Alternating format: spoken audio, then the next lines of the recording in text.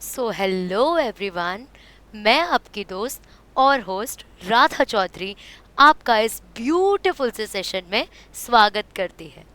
आज हम कोई टॉपिक नहीं स्टार्ट करेंगे। आज एक स्टोरी टाइम है। अब आप सोचेंगे कौन सी स्टोरी? तो ये स्टोरी है दो भाइयों की। एक का नाम था जैक, एक का नाम था जिल। अब जो जैक था वो था 11th स्टैंडर्ड में, और जो जिल था वो था 12th स्टैंडर्ड में। उन लोगों ने भी तुम्हारी तरह साइंस लिया था, ठीक है। अब ना जैक बेचारा बड़े परेशानी में था, बहुत दुखी था, बहुत दुख था उसको। अब दुख क्यों था? तो उसको ना 10th स्टैंडर्ड में 93% आए थे। तो जोश जोश में ले लिया उसने साइंस।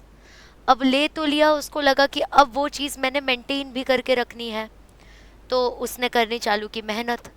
लेकिन अब उसने खोली किताब। जैसे ही उसने किताब खोलना शुरू किया, उसे लगा कि भाई साहब, ये तो बड़ा दिक्कत का बात है, कुछ समझ नहीं आ रहा है मुझे, मैं पढ़ूं कैसे इसको। फिर उसका जो दूसरा भाई था, जो उससे बड़ा था, जिल, वो था 12th स्टैंडर्ड में। उसने उसको पूछा कि भैया आप कैसे पढ़ते हैं? तो वो उसको बोलता है, भाई मेरी खुद की नैया डूबी हुई है, तो मैं तुझे क्या ही बताऊं। जैक एंड जिल वो लोग हिल के ऊपर नहीं गए, वो दोनों मिलकर टेंशन लेने लगे। तो उनने सोचा कि काम करते हैं कि हम ना ये जो अपना प्रॉब्लम है इसका सोल्यूशन फाइंड करते हैं। कैसे फाइंड करेंगे भाई सोल्यूशन? आइडिया। मैं हम एक काम करते हैं कि हम यूट्यूब पे जाते हैं और सर्च करते हैं कि हमें पढ़ाई कैसी करनी है महाराष्ट्र बोर्ड में होके, 11th 12th में होके, सो दैट हमारा जो परसेंटेज था उसका रेशियो गिरना नहीं चाहिए, ऊपर ही जाना चाहिए, एक्सपोनेंशियल ग्रोथ होनी चाहिए। उसके बाद पता है क्या हुआ? मैं बताऊं आपको। फिर वो लोगों ने सर्च किया, how to study effectively for Maharashtra board 11th and 12th standard. और फिर उनको ना एक वीडियो मिला। वो वीडियो में एक मैम बात कर रही थी, और वो मैम एक स्टोरी सुना रही थी। अब वो स्टोरी का नाम पता है क्या था? Jack and Jill went up to hill. So that's right guys, today ये सारे स्टोरी के जो जैक एंड जिल है वो आप लोग हैं, और आप इस स्टोरी के हीरो हैं। आपको जो भी तंग कर रहा है उसका सोल्यूशन आपकी राधा मैम लेके आई हैं। So in today's session we will cover how to study biology effectively for Maharashtra board 11th and 12th standard. See, हमारा फंडा बड़ा क्लियर है। हम कुछ स्टेप्स फॉलो करेंगे जो कि बहुत ईजी होगा, and trust me, if you are following all those steps, आपको डेफिनेटली अगले साल 11th के होके 12th में जाके ये टॉपिक सर्च नहीं करना पड़ेगा। 12th वाले को रिग्रेट नहीं करना पड़ेगा कि हाय, देख लिया होता उस दिन वीडियो, है ना। तो शुरू करें। तो देखिए, यहाँ पे मैं आपको कुछ स्टेप्स बताऊंगी to study effectively for 11th and 12th standard. ये स्टेप्स काफ़ी ज़्यादा स्लैंग वे में हैं, सो दैट आप मुझसे रिलेट कर पाएँ, और हम हैं भी जेनजीज, है ना, तो हम रिलेट भी कर पाएंगे इसको। तो पहला step is cut the drama and start the karma. क्या बोला मैम ने अभी आपको? कि cut the drama and start the karma. This is our step 1। इसके अंदर हम लोगों को ड्रामा शामा बंद कर देना और कर्मा स्टार्ट करना है। मीनिंग क्या होता है इसका? तो देखो, जितना आप ओवर थिंकिंग कर रहे हैं कि भाई मेरा तो पढ़ के ही नहीं हो रहा है, बड़ा टफ टॉपिक है, ये आज नहीं कल करूँगा, क्योंकि आज मेरे को तो शादी में जाना है, आज दोस्त का बर्थडे है, आज मेरा मूड नहीं है। तो वो सारे ओवर थिंकिंग जो है वो आपको रोक देने हैं, स्टॉप करना है, और आपको स्टार्ट क्या करना है? स्टडिंग। आपको स्टार्ट क्या कर देना है? स्टडिंग। अपना ओवर थिंकिंग बंद कीजिए और स्टडी करना शुरू कीजिए। दूसरी बात, आप सोचना बिल्कुल बंद कर दें कि कैसे होगा, क्या क्या नहीं होगा। हम क्या करते हैं ना, हम सोचने में ज़्यादा टाइम लगा देते हैं कि आज का दिन इतना परफेक्ट नहीं है। तो हम काम करते हैं, हम लोग ना मंडे से शुरू करते हैं और हर दिन पढ़ाई करेंगे, 5-5 घंटा पढ़ाई करेंगे, नहीं नहीं 12-12 घंटा पढ़ाई करेंगे। तो ये सब जब हम सोचते रहते हैं ना, तो वो चीज़ कभी एग्जीक्यूट नहीं होती। इसलिए आप सोचना बंद करोगे और पढ़ना आज से शुरू करोगे। आपको जब ये वीडियो दिख जाए, अगर आपको ये वीडियो सैटरडे को भी दिख रहा है, तो आप ये नहीं सोचेंगे आज तो सैटरडे है, आज शुरू नहीं करेंगे। नहीं, आपको शुरू करना है आज से ही, टुडे। ठीक है, तो ये हमारा फर्स्ट स्टेप रहेगा। You have to cut the drama and you have to start the karma. Let's move to second step. Second step में planner is greater than time table. Ma'am आप क्या कहना चाहते हैं?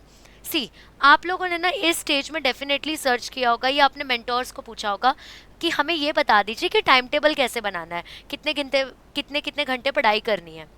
ये सब चीज़ों का हम बोलते हैं कि ये टाइम टेबल होता है। लेकिन ट्रस्ट मी, अगर आप टाइम टेबल बना रहे हैं तो आप सिर्फ एक सुंदर सी पर्ची भर रहे हैं, that's it.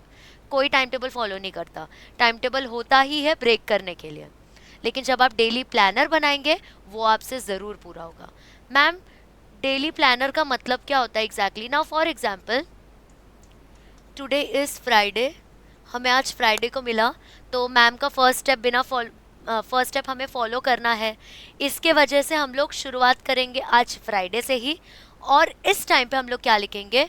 To do list type का होता है ये प्लानर, ठीक है ना। फॉर एग्जाम्पल आप लोगों ने आज लिखा कि फिज़िक्स का एक चैप्टर मेरे को एचएससी बोर्ड का भी कंप्लीट करना है और साथ साथ में सीईटी के पर्सपेक्टिव से 20 एमसीक्यूज भी सॉल्व करना है।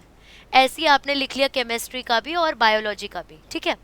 अब आप इसमें फॉर एग्जांपल ये फॉलो कर पाए, लेकिन यहाँ पे जो 30 एमसीक्यूज थे उसकी जगह आप 15 ही कर पाए, तो आप यहाँ पे हाईलाइट करेंगे कि ये पेंडिंग है ना। देखो आपको एक बात बताती हूँ, ये जो हमारी जितनी प्रिपरेशन का समय होता है ना, ये एक मैराथन है। मैराथन के लिए आपको हर दिन प्रैक्टिस करनी होती है। हर दिन आप प्रैक्टिस करेंगे तब आप इतना लॉन्ग टर्म में चल पाएंगे। ये बिल्कुल स्प्रिंट रेस नहीं है कि मैंने आज टाइम टेबल बनाया, मैं 12 घंटे पढ़ूंगा, हो गया। जी नहीं, ऐसा नहीं होता।